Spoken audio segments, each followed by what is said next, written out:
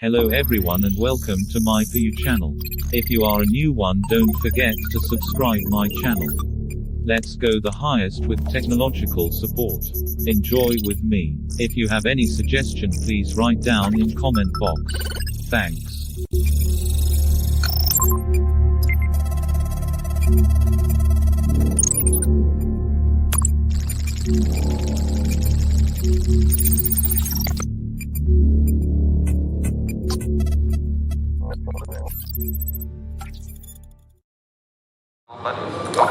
Okay, for you channel, which usually Abena and Jai, what of Yemi, you go on Mamia, Chacha, Missing you go on Mamia, Alo,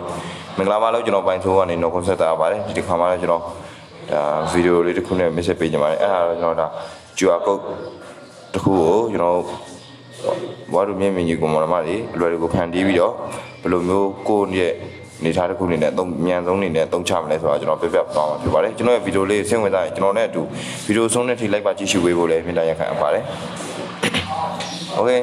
ကျွန်တော်တို့အခုကျွန်တော်ရဲ့ဗီဒီယိုလေးကိုကြည့်ရှုနေတဲ့ညီကောင်မတွေမှာဒီမှာကျွန်တော်တို့ channel လေးကို subscribe မလုပ်ရသေးရင်လည်း subscribe လေးလုပ်သွားပေးဖို့လည်းတောင်းဆိုလိုက်ရပါတယ်ခင်ဗျာကျွန်တော်တို့ဒါ Telegram သုံးပြီးတဲ့လူတွေအတွက်ရောဒါ Facebook သုံးပြီးတဲ့လူတွေအတွက်ရော for you ဆိုတဲ့မြင်တဲ့ Telegram channel လေးရယ် Facebook page လေးရယ်ရှိပါကြောင်းလည်းထပ်မံသတင်းကောင်းပါရပါတယ်အဲ့ဒီ channel လေးကိုလည်းဒါ description ထဲက link ကနေတစ်ဆင့်ဝင်ပြီးတော့ follow and like subscribe တွေလုပ်ပေးသွားကြဖို့မြင့်တယ်ရခံပါတယ်ဒါမှလည်းကျွန်တော်တို့ channel ကနေတင်တဲ့နည်းပညာနဲ့ပတ်သက်တဲ့အကြောင်းအရာတွေပရိသတ်တို့အနေနဲ့ဥပြသိရမှာပေါ့နော်ဟုတ်ပါပြီအဲဆိုတော့ကျွန်တော်ရဲ့ video လေးကိုစတင်လိုက်အောင်ကျွန်တော်လည်းအခုရက်ပိုင်းတွင်းမှာဒါအခုရက်ပိုင်းတွင်းနေမဟုတ်ပါဘူးတော်တော်ကြာခဲ့ပြီပေါ့နော်ဂျူတိုရီယာမသွင်းဖြစ်တာဂျူတိုရီယာသွင်းစရာမရှိလို့တော့မဟုတ်ပါဘူးဂျူတိုရီယာသွင်းစရာရရှိပါတယ်ဒါပေမဲ့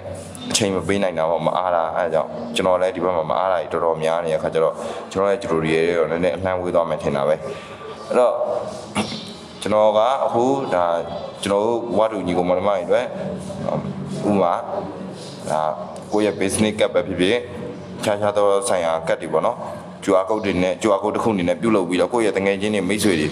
ခြားသူကိုနဲ့သက်ဆိုင်ရာသူတွေကို QR code တစ်ခုအနေနဲ့ပေးလို့ရအောင်ဘယ်လိုပြုလုပ်ကြမလဲဆိုတာကျွန်တော်ပြပြပေးသွားမှာဖြစ်ပါတယ် QR generator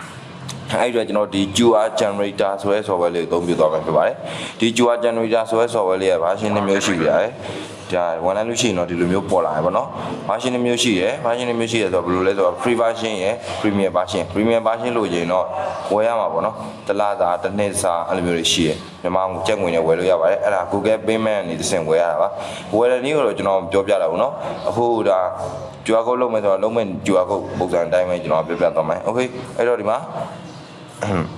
Please build the text. The QR code will be difficult to text. Website. Contact. ဒါပါလေဆိုတော့ Text. test စာတွေ website တွေ contact တွေ wifi တွေ wifi address တွေပြောတာနော်ဖုန်းတွေ SMS တွေ Instagram account တွေ WhatsApp account တွေ Okay အဲ့လိုမျိုးတွေအများကြီးပေါ့နော်ဒါပေမဲ့ तू လုပ်လို့ရတဲ့ထဲမှာ Facebook Messenger တော့မပါဘူးဒါပေမဲ့ဒီလောက်လုပ်လို့ရတယ်ဆိုတော့တော်တော်ပြည့်စုံတယ် Wi-Fi address ကို QR code တစ်ခုအနေနဲ့ကိုယ်တငယ်ချင်းကိုပေးခြင်းတယ်ပဲဆိုပါစို့ Wi-Fi ဆွဲနေရရွေးပြီးတော့အမှ QR code တစ်ခုဖန်တီးလိုက်ရုံပဲလွယ်လေးပြောကျွန်တော်ဗဇက်နဲ့ပြောရင်တော့ရှုပ်မှလက်တွေ့လုပ်ပြလို့ရှိရင်လွယ်တယ် test ဆိုတာကတော့ကျွန်တော်ရေးခြင်းတဲ့စာသားတွေပေါ့နော်ဥပမာတကယ်ကြီးမင်းနေကောင်းလားငါတတိရတယ်ဘာညာတရကပေါ့အဲ့လိုရေးမဲ့စာသားတစ်ခုကိုဘာမှမဟုတ်ဘဲနဲ့ QR code လုပ်လိုက်မယ်ပြီးအဲ့တကယ်ချင်းစီပို့လိုက်မယ် surprise လုပ်တဲ့သဘောမျိုးပေါ့သူဖွင့်ကြည့်လိုက်တဲ့အချိန်မှာအဲ့ဒါဖြစ်နေရှင်ဒါရမ်းပြောသွားမှာပေါ့နော်အဲ့လိုမျိုး test ပုံစံတွေကို QR code လုပ်တဲ့ပုံစံပြောတာပါ test contact ကတော့အားလုံးသိရတဲ့အတိုင်းပါပဲသူ contact နှစ်ခုစလုံးကြိုက်တာပေါ့နော် QR code လုပ်လို့ရပါတယ်ဆိုတဲ့အကြောင်းပြောချင်ပါတယ် Android system notification. Okay ဒီမှာကျွန်တော် QR code တစ်ခုလုပ်မယ်ဟုတ်ပြီဘယ်လိုလုပ်ပေးရမလဲ QR code ကြပါရဲ့ဟုတ်တယ်ဒီမှာတစ်ခုတတိပေးခြင်းနဲ့အဲ့ဒါပါလဲဆိုတော့ကျွန်တော်တို့မြန်မာလိုတွေကိုကြွားကိုလှုပ်လို့ရှိရင်အမြင်ပိုင်းဆိုင်ရာတော့ကျွန်တော်လည်းမပြောတတ်ဘူးဒါပေမဲ့ screen reader သုံးပြီးတော့ဖတ်တဲ့ကျွန်တော်တို့ဘွားတို့မျက်မြင်ညီကောင်မတို့ကတော့မြန်မာလိုကိုကြွားကိုလှုပ်လိုက်တဲ့အခါကျရင်လှုပ်တော့ကတော့ဖတ်တယ်ဒါပေမဲ့ပြန်ပြီးတော့ scan လုပ်တဲ့အချိန်မှာ तू က dot တွေနောက်ပြီး question mark တွေအဲ့လိုမျိုးတွေဖြစ်သွားတယ်ပေါ့နော်မြန်မာစာလို့မဖတ်တော့ဘူးတစ်မျိုးပြောင်းသွားတယ်အဲ့ကြတော့အဆင်မပြေဘူးမြန်မာလိုကအင်္ဂလိပ်လိုလုံးမှအဆင်ပြေတယ်ပေါ့နော်အင်္ဂလိပ်လိုလုံးမယ်အင်္ဂလိပ်ဘယ်လိုလုံးမလဲဆိုအောင် D O O S D O F I morning ဟုတ်ပြီ 7 emoji red heart emoji red heart emoji sunrise over mountains sunrise emoji red heart emoji sunrise over mountain empty space delete F Y G F O R F I J Y R E N F D okay the QR code will be difficult to W9 button D good morning difficult to recognize when the content exceeds 100 friends good morning red heart sunrise over mountains by red text box ဒီကောင်လေးကိုကျွန်တော်ကကြော်ကုတ်တစ်ခုနေနဲ့ဖန်တီးမယ် enter ဒါပြီးသွားပြီဆိုရင်ကျွန်တော်တို့ဒီမှာဘက်နဲ့တစ်ချက်ထွက်လိုက်မယ်ဒါ keyboard ကိုဖျောက်လိုက်တာနော် good morning red heart asterisk the QR code will be difficult to recognize when the content exceeds 150 characters စလုံးပေါင်း150လုံးလို့ရတယ်ပေါ့နော်ကိုကြိုက်တာလေးကိုကြော်ကုတ်စာတိုလေးလုံးလို့ရပါတယ်ဆိုတော့ကျွန်တော်ပြောချင်ပါတယ်ဟောကျွန်တော်ဒီမှာ text website contact phone good morning red button text create QR code ညာဘက်တော့မှာပေါ့နော်ဒီကောင်းရဲ့ညာဘက်တော့မှာရမ်းသွားလို့ရှိရင် more ရှင်တွေရှိတဲ့နေရာလောက်မှာ create ဆိုတဲ့ button လေးရှိပါတယ် create battery create okay ဒီမှာ create ဆိုတာလေးကိုကျွန်တော်နှိပ်လိုက်ပြီဆိုရင်သူကဘာဖြစ်သွားလဲဆိုတော့အဲ့ဒီဖြစ်သွားတယ် W9 button အဲ့ဒီရဲ့ save ရဲ့ W text အဲ့ဒီဆိုတာကတော့ပြင်တာပေါ့နော်ကိုယ့်ရဲ့စာသားတွေဘယ်နေရာမှာဘာလို့သေးလဲဆိုတာပြင်တာကိုအဲ့ဒီဟုတ်ပြီ W9 edit ဒီ W9 ဆိုတာနှိပ်လိုက်လို့ရှိရင်တော့စောစောကကျွန်တော်ပြောတဲ့ပတ်စံနဲ့ဝယ်တဲ့နေရာရောက်သွားမယ် Premium version ဝယ်တဲ့နေရာရောက်သွားလိမ့်မယ်နော်ဒီကောင်သွားမနှိပ်နဲ့မနှိပ်ပေးနဲ့ကျွန်တော် save ကိုပေးလိုက်မယ် color text မှာတခုတော့ရှိရဲကိုယ့်ရဲ့စာသားလေးအယောင်လေးပြောင်းလို့ရတယ် color template save temp color dots ဒါမှဒါသင်းနဲ့လည်းလုပ်လို့ရတယ် photo text ဒါ logo ပုံစံလေးပေါ့နော်ဥပမာကျွန်တော်က welcome to for you လို့ရေးထားတယ်ဆိုပါစို့အဲကြရင် logo ဆိုတဲ့နေရာကိုနှိပ်ပြီးတော့ logo ပုံစံလေးလည်းလုပ်လို့ရပါတယ် QR code ကိုပြောတာနော်အဲ့တော့ကျွန်တော်ဒီမှာကျွန်တော်ဘာမှလည်းမဟုတ်ဘူးဆိုတော့အဲ့တော့ဒီတိုင်းရိုးရိုးပဲ save ရိုးရိုးပဲ save လုပ်လိုက်မယ်ဆိုတော့ create ရှိတဲ့နေရာလေးလောက်မှာ save button ရှိပါတယ်အဲ့ဒါလေးနှိပ်လိုက်မယ် QR generator ဒါဆိုတော့သူ save သွားပါပြီ QR code decorate the code quiet button decorate the code decorate the code add the picture add the picture join VIP join VIP ကို join ဟိုင်းတာ VIP ပါရှင်း W9 button QR code 6 button အဲ့လိုမျိုးပေါ့နော် okay အဲ့မှာကျွန်တော်ဒါ QR code တစ်ခုပြုလုပ်ပြီးပြီပေါ့နော်ဒါနောက်တစ်ခုအနေနဲ့ကျွန်တော်ဒါ contact တစ်ခုကို QR code ပြုလုပ်ပေးသွားမှာဖြစ်ပါတယ်ဒီ QR generator ဆိုတဲ့ software နဲ့ပြုလုပ်ရတကယ်လွယ်တယ်ပေါ့နော်စောစောတစ်ခုကတော့ကျွန်တော်ဒီတိုင်းဘာမှမဟုတ်တဲ့စာတစ်ခုကိုကျွန်တော် QR code တစ်ခုပြုလုပ်ခဲ့တယ်ပြီးတော့ကျွန်တော်ဘယ်မှာသွားကြည့်ရမလဲဆိုရင်ကျွန်တော် file manager ထဲသွားတယ်ပြီးလို့ရှိရင် picture ဆိုတာရှိမှာပါ story ထဲမှာပေါ့နော်ကိုယ့်ရဲ့ story ထဲမှာ picture ရှိတယ်အဲ picture ထဲဝင်လာလို့ရှိရင်ကျွန်တော်တို့က QR generator ဆိုပြီးတော့ရှိပါတယ်အဲဒီ folder ထဲမှာကျွန်တော်တို့ဒါ QR code တစ်ခုအနေနဲ့ဒါပြုလုပ်ပေးလို့ရပါတယ်ဆိုတော့အဲဒီကိုလုပ်ထားတဲ့ QR code တွေကိုအဲဒီမှာသွားကြည့်ရတာပေါ့နော်အခုလည်းကျွန်တော် contact တစ်ခုကိုထပ်မှတ်ပြီးတော့ QR code တက်မှတ်ပြုလုပ်ပေးသွားမယ်contact ကို QR code ပြုလုပ်ပြီးမယ်ဆိုတော့ contact ကအောက်ခြေမှာရှိတဲ့ခေါင်းစဉ်တွေက contact ဆိုတာတဲ့ကိုကျွန်တော်ရွေးပေးရမှာဖြစ်ပါတယ်အဲ့ဒီရွေးပြီးတော့မှကျွန်တော် QR code ပြုလုပ်ပေးရမှာဖြစ်ပါတယ် okay ဒါဆိုတော့ကျွန်တော် save ထားတဲ့ဟာတွေပေါ့နော်အဲကျွန်တော်ထပ်ပြီးတော့မစိတ်တော့ဘူးစပြန်လုပ်မယ်ဟုတ်ပြီမဆိုရင်ကျွန်တော် Instagram account ကိုလည်း QR code လုပ်လို့ရပါတယ် SMS တွေလည်းလုပ်လို့ရတယ်ဖုန်းရတယ် Wi-Fi contact ကျွန်တော်က contact ကိုလုပ်ရပေးသွားမှာဖြစ်ပါတယ် okay contact ကိုလုပ်ရပေးတော့ contact မှာဆိုရင်ကျွန်တော်ရှိရတိုင်းပဲအားလုံးသိကြပါနေရအောက်မှာက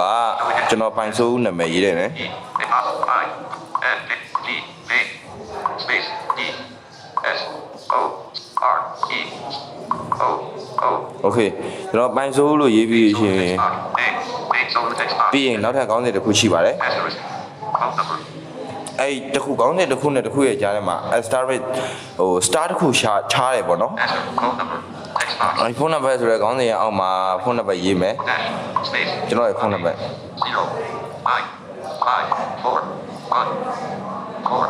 7 4 1 space delete 2 6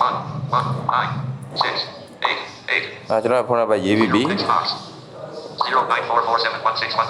Okay မပြီးရင် email ပေါ့နော် email ကလည်းကျွန်တော်ရဲ့ email ပဲထည့်မယ်ကျွန်တော်ကဒါ contact ကို QR code လုပ်တဲ့နည်းပြနေရပါ space K period E M A M U I M S O R E M space O O O delete delete space deleted space O M O M R dot I 0 2 M 9 E 0 and C shift symbol people 4 symbols add M R dot I 0 20 at com letter keyboard G L M delete M N M M A I M L M R dot I 0 20 at Gmail Thakon period M C M O M delete M M R dot I 0 20 at gmail.com Okay အဲ့ဒါပြီးလို့ရှိရင်ကျွန်တော်ကဒီမှာ M R dot I 0 company ကုမ္ပဏီပေါ့နော်သူ့ရဲ့ခေါင်းစဉ်ကုမ္ပဏီက job title text ဟာအဲ့ဒါမှဒုက္ခပဲ text box showing English ကုမ္ပဏီကမရှိဘူးအဲ့တော့ B ဟုတ်ကဲ့နာမည်တစ်ခု L D L B B B C D L C ကုမ္ပဏီပေါ့ဗျာ 0944 email M R dot I 0 company အဲ့တော့ text box ကျွန်တော်ဒီမှာ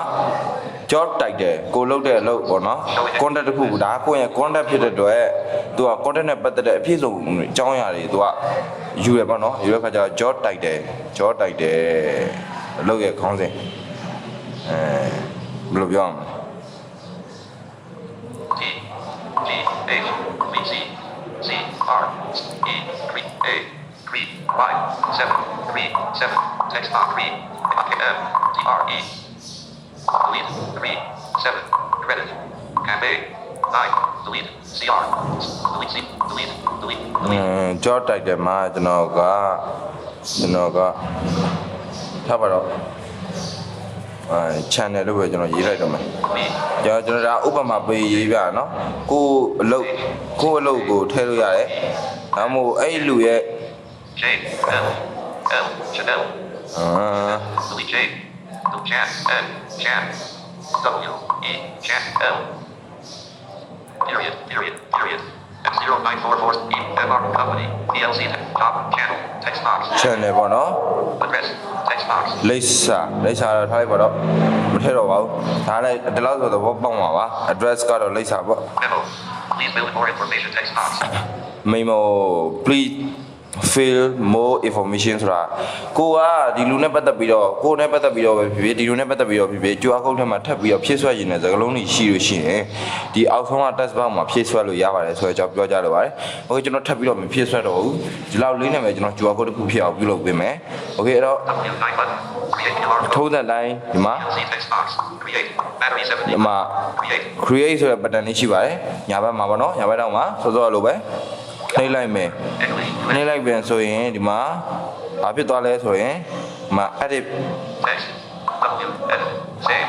edit အဲ့ဒီရဲ့ save ရပေါ်လာမှာပေါ့နော်ဒီမှာစောစောကမထည့်ခဲ့ရတဲ့ဟာတွေကိုဒီမှာထည့်လို့လည်းရတယ်